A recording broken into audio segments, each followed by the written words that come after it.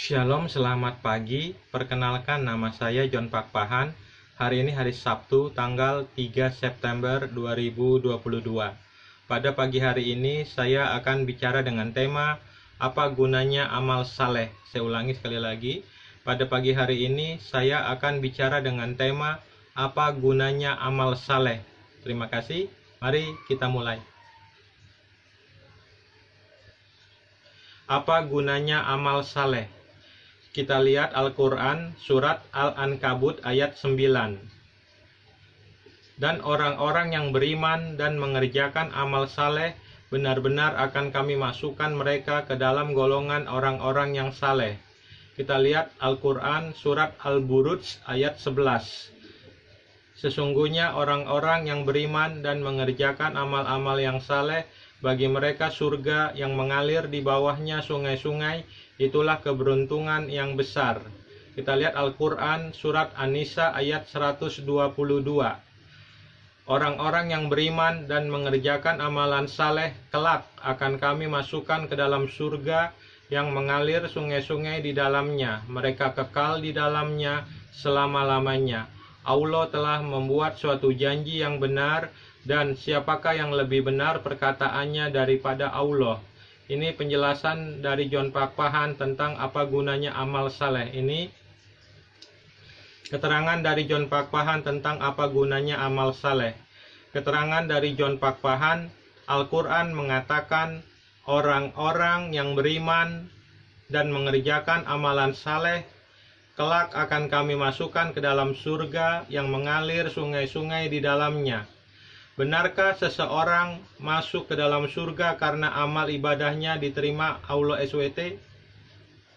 Benarkah seseorang masuk ke dalam surga karena amal ibadahnya diterima Allah SWT? Jawabannya tidak.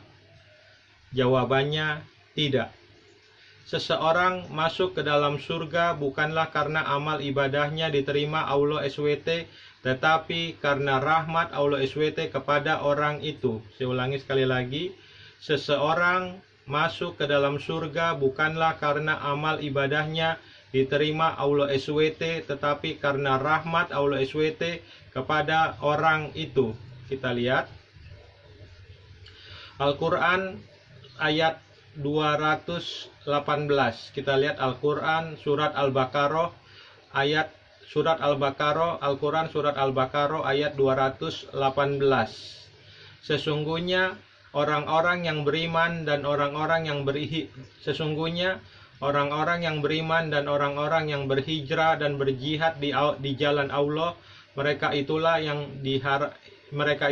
yang mengharapkan rahmat Allah. Allah Maha Pengampun lagi Maha Penyayang. Al-Quran Surat Al-Baqarah ayat 218. Saya ulangi sekali lagi. Sesungguhnya orang-orang yang beriman dan orang-orang yang berhijrah dan berjihad di jalan Allah, mereka itulah yang mengharapkan rahmat Allah. Allah Maha Pengampun, Maha Penyayang. Al-Quran Surat Al-Baqarah ayat 218. Jabir berkata, aku mendengar Nabi SAW bersabda, tidak seorang pun dari kalian yang dimasukkan surga oleh amalnya dan tidak juga diselamatkan dari neraka karenanya. Tidak juga aku kecuali karena rahmat dari Allah. Hadis riwayat Muslim. Saya ulangi sekali lagi. Jabir berkata, aku mendengar Nabi SAW bersabda, tidak seorang pun dari kalian yang dimasukkan surga oleh amalnya dan tidak juga diselamatkan dari neraka karenanya. Tidak juga aku kecuali karena rahmat dari Allah. Hadis riwayat Muslim.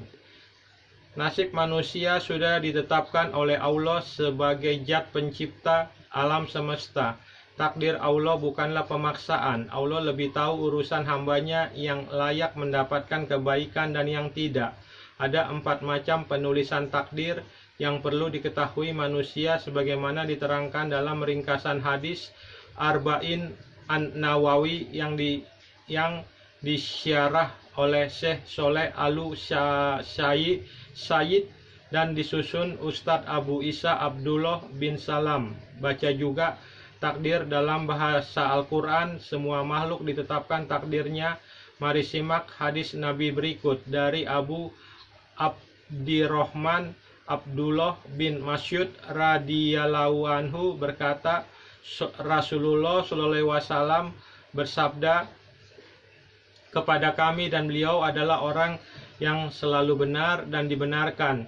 Sesungguhnya setiap orang di antara kamu dikumpulkan kejadiannya di dalam rahim ibunya selama 40 hari dalam bentuk nutfah, air mani, kemudian menjadi alaqah, segumpal darah selama waktu itu juga 40 hari, kemudian menjadi mudghah, segumpal daging selama waktu itu juga. Lalu diutuslah seorang malaikat kepadanya, lalu malaikat itu meniupkan ruh padanya, dan ia diperintahkan menulis 4 kalimat, menulis rezekinya, ajalnya, amalnya, dan nasib celakanya atau keberuntungannya. Maka demi Allah yang tiada Tuhan selainnya, sesungguhnya ada di antara kamu yang melakukan amalan penduduk surga, dan amalan itu mendekatkannya ke surga, sehingga jarak antara dia dan surga kurang 1 hasta.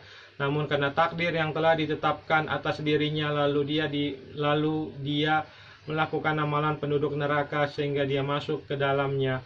Dan sesungguhnya ada seorang di antara kamu yang melakukan amalan penduduk neraka, dan amal itu mendekatkannya ke neraka sehingga jarak antara dia dan neraka hanya kurang 1 hasta. Namun karena takdir yang telah ditetapkan atas dirinya, lalu dia melakukan amalan penduduk surga sehingga dia masuk ke dalamnya. Hadis riwayat Al-Bukhari dan Muslim. Hadis ini merupakan pangkal dalam bab takdir, yaitu tatkala hadis tersebut menyebutkan bahwa takdir janin meliputi 4 hal: rezekinya, ajalnya, amalnya, dan bahagia atau celakanya. Kesimpulan, pernyataan Allah SWT dalam Al-Quran bahwa Kesimpulan, pernyataan Allah SWT dalam Al-Quran bahwa seseorang boleh masuk ke dalam surga karena amal ibadahnya adalah bohong dan dusta besar belaka. Saya ulangi sekali lagi. Kesimpulannya, pernyataan Allah SWT dalam Al-Quran bahwa seseorang boleh masuk ke dalam surga karena amal ibadahnya adalah bohong dan dusta besar belaka. Saya ulangi sekali lagi.